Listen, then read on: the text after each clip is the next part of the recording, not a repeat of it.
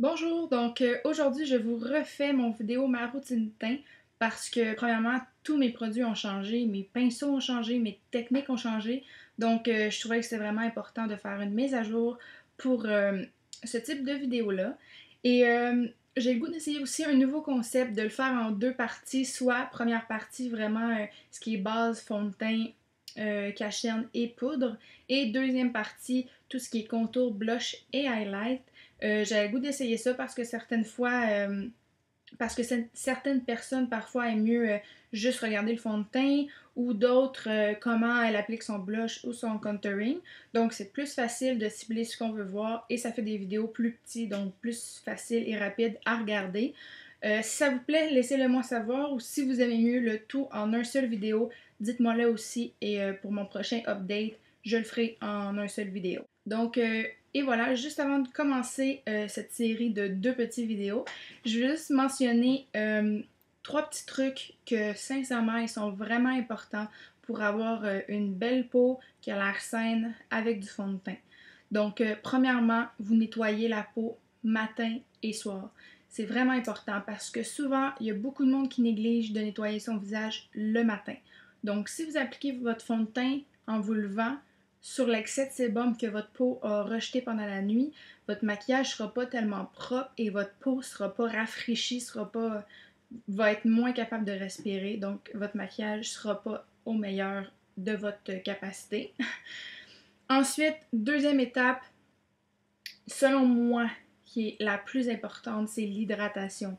Je pense que je le dirai jamais assez. Il faut vous hydrater. Ça fait une énorme différence. De n'importe quel âge vous avez, c'est juste que votre type de crème va changer entre une adolescente et une personne de 55 ans. Le type d'hydratation n'est pas le même, mais les deux ont besoin d'hydratation. C'est vraiment important. Votre peau sans hydratation est terne, est lourde et pas fraîche, vraiment pas. Il faut vous hydrater. Hydratation. Hydratation.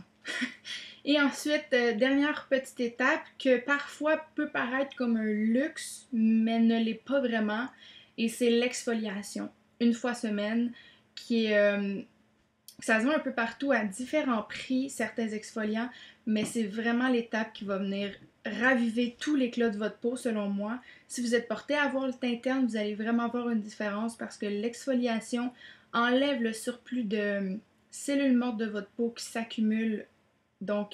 Ça fait vraiment une différence. Ça unifie votre teint, ça rafraîchit vraiment une fois par semaine. C'est vraiment aussi une étape vraiment importante. Et voici, nettoyer matin et soir, hydrater matin et soir et exfoliation si vous êtes capable au moins une fois semaine.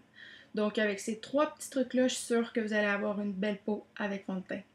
Donc, pour mon hydratation, moi, j'utilise les produits L'Oréal, Youth Code, donc le sérum et la crème, que j'aime vraiment beaucoup. L'hydratation est vraiment bonne, ça traite les pores dilatés et les rougeurs. Je trouve que ma peau, elle va de mieux en mieux depuis que je l'utilise. Ça fait à peine un mois, mais à date, je suis quand même beaucoup satisfaite. Et voilà, produit de L'Oréal. Ensuite, avant chaque maquillage, j'utilise une base. Je trouve que ça fait durer le maquillage beaucoup plus longtemps et ça permet de camoufler certaines choses, soit rougeur ou pores dilatés.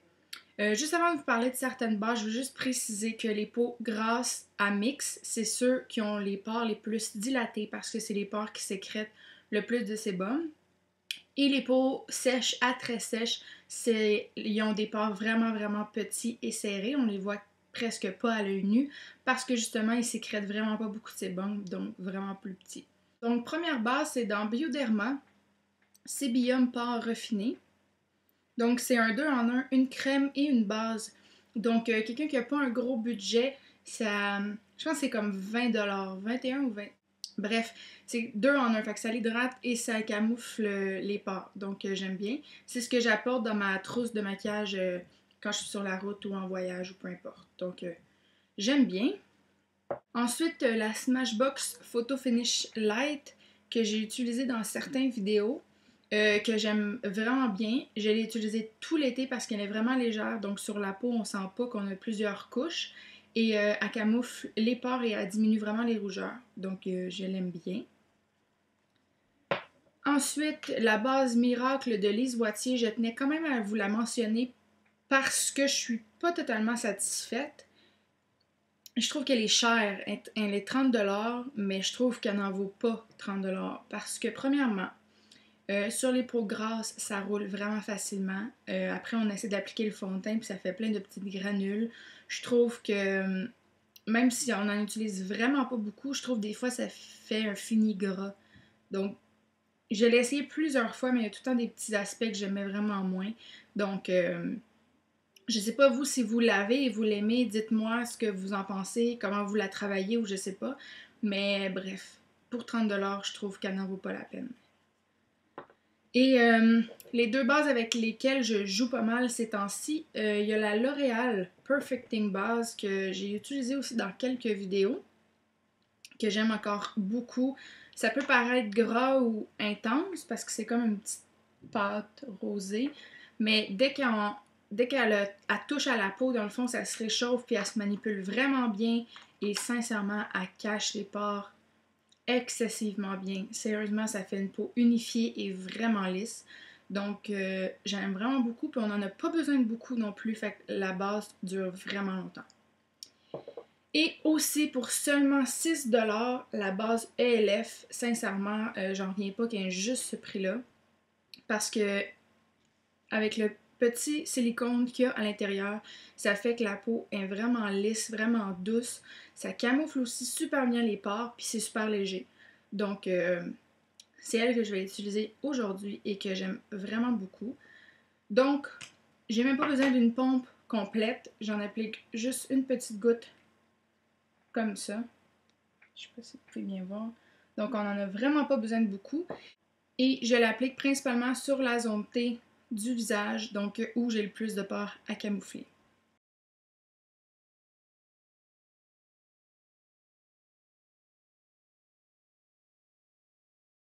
Et avec les bases, parfois, on est porté à en mettre vraiment beaucoup trop parce qu'on veut être sûr de bien camoufler tous les pores, mais c'est le moins qu'on en utilise, mieux ça va être. Parce que sinon, si on en applique trop, ça va rouler, ça s'appliquera pas sur la peau, le fond de teint, il va même pas tenir.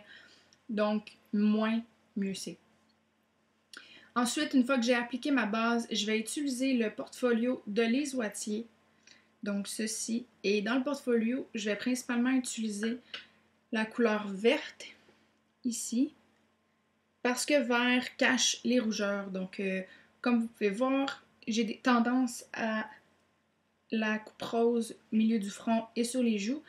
Donc, pour mettre toutes les choses de mon côté, pour bien cacher ces rougeurs-là, je vais prendre le vert directement avec mes doigts et je vais venir l'appliquer sur mes rougeurs.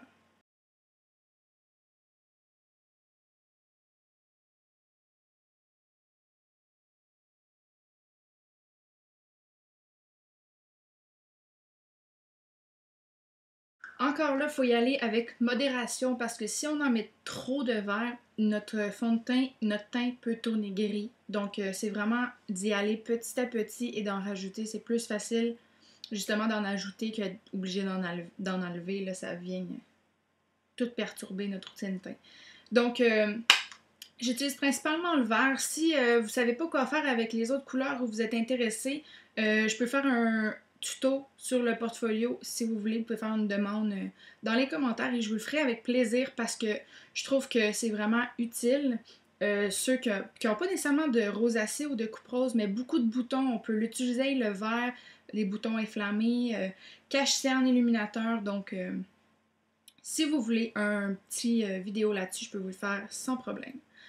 Donc, une fois que j'ai camouflé mes rougeurs, je peux enfin y aller avec le fond de teint que j'utilise. C'est celui de MAC, le Match Master Foundation FPS de 15. Donc, comme ceci, et ma teinte est la 2.0. Donc, si vous voulez plus de détails sur ce fond de teint-là, je vais vous mettre en barre d'infos le lien de mon haul MAC et Sephora parce que j'explique pourquoi je suis tombée en amour avec ce fond de teint-là et je le suis toujours autant. Donc, et voilà. Pour l'appliquer, je vais utiliser mon pinceau Sigma Flat Kabuki F80, pinceau de rêve. On ne peut pas avoir mieux, je crois. Parce que c'est des poils synthétiques, donc c'est pas des poils qui vont boire le fond de teint. Donc vous n'allez pas perdre de produit. Et ça l'applique vraiment bien, ça travaille super bien. Donc, je suis en amour. Principalement, tous les pinceaux dont je vais vous parler, c'est Sigma. Donc, je vais directement vous mettre la barre d'infos du site pour les pinceaux. Mais si on veut pas dépenser un budget fou en plein de pinceaux, je vous conseille grandement l'éponge Beauty Blender. Ça se vend principalement dans toutes les pharmacies, Sephora. Vous pouvez la trouver un peu partout où qu'on vend du maquillage. Et on peut tout faire le teint avec une seule éponge. Fond de teint, cache-cerne, poudre. Il y en a qui la nettoient après le fond de teint et après appliquent la poudre. Donc super utile. Oh. Donc vraiment utile pour tout le teint. Comment l'utiliser, c'est super simple. On la met en dessous du robinet. On pompe. Elle va vraiment grossir. Ensuite, on prend... là, j'ai un Kleenex, mais surtout un essuie-tout, ça va mieux. On roule dedans et on ôte le résidu d'eau. Elle va rester humide et c'est ça qu'il faut. Ensuite, on roule dans le fond de teint et on vient appliquer partout. Ça fait un effet super naturel et justement, on peut tout faire avec une seule chose. Donc, je vous le conseille vraiment aussi. Ça, je l'utilise vraiment quand je suis plus pressée ou il faut que je sois plus rapide. Mais sinon, aujourd'hui, j'ai vraiment le goût de prendre mon temps puis utiliser mes petits pinceaux Sigma. Donc, pour le fond de teint, je vais en appliquer 2 pompes sur ma main. Et avant, j'étais portée à faire des points partout sur mon visage, mais je me suis rendu compte que parfois, certains jours, ma peau est plus hydratée que d'autres. Donc, ma peau ne vivait pas de la même manière à chaque jour le fond de teint. Donc, comme je disais, c'est vraiment difficile d'être obligé d'enlever du maquillage. Donc, c'est mieux d'y aller un petit peu à la fois. Donc, je vais en prendre comme ça sur mon pinceau et je vais venir l'appliquer partout sur le visage.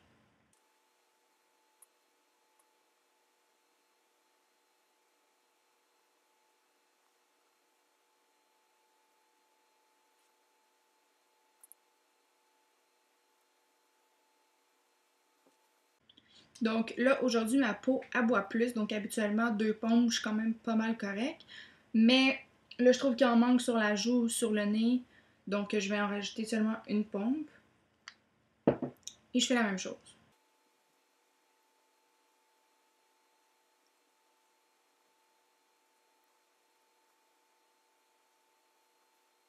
Donc ensuite, le cache-cerne, je vais utiliser le cache-cerne Select Cover-Up de MAC. Celui-ci que j'aime vraiment beaucoup, il s'applique super bien. Je trouve qu'il craque pas, il sèche pas trop. Et on n'en a tellement pas besoin de beaucoup pour faire les 2 yeux. Donc le petit sachet nous dure vraiment longtemps. Donc j'utilise ça, seulement ça pour les 2 yeux. Donc j'en applique sur un œil, sur un doigt. Et moitié-moitié.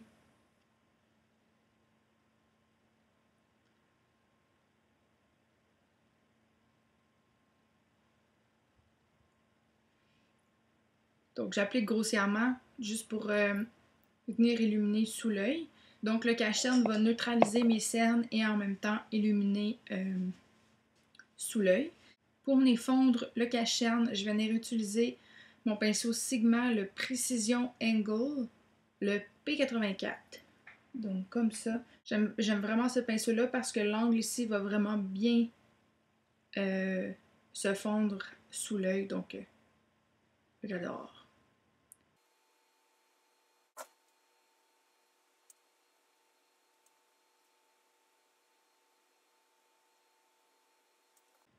Et ensuite, je prends juste mon doigt et je viens tapoter juste pour être sûr que tout est bien fondu avec le reste de mon fond de teint.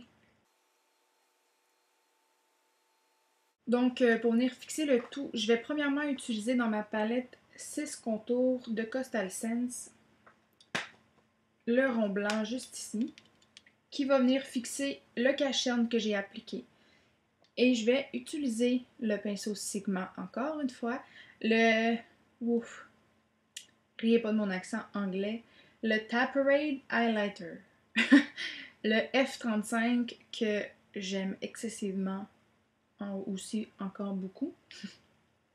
Et la raison pourquoi j'utilise carrément le la poudre blanche ici, c'est que ça va continuer l'effet illuminateur sous l'œil. Ça va pas venir neutraliser la lumière que crée mon cache-cerne. Donc, j'en prends ici. Je vais tapoter un coup pour ôter l'excédent. Et ensuite, je dépose dans le coin interne et j'y vais vers l'extérieur.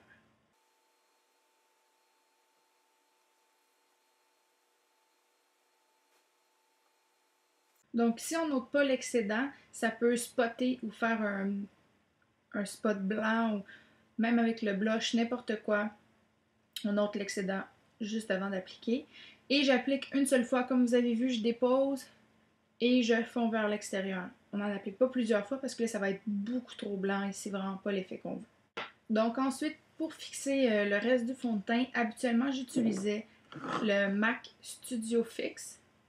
Mais maintenant, puisque j'utilise un fond de teint un petit peu plus couvrant, je trouvais que les deux ensemble, c'était peut-être un peu trop. J'utilise les deux quand j'ai vraiment plus d'imperfections, mais pour le moment, ma peau, je trouve qu'on a réussi à pas mal camoufler ce qu'il y avait. Donc, je vais utiliser la Make Up Forever, la poudre HD, que j'adore aussi. Ça fait un fini super soyeux et ça fixe vraiment longtemps. Donc, je vais en mettre dans le creux de ma main et c'est une poudre excessivement volatile. Donc là, j'en ai même beaucoup trop mis parce que je savais pas qu'il y en avait autant dans le couvert. Mais là, ça, c'est beaucoup trop. Habituellement, la moitié de ça. Donc, je vais utiliser mon pinceau Estée Lauder. J'en prends dans le fond de ma main.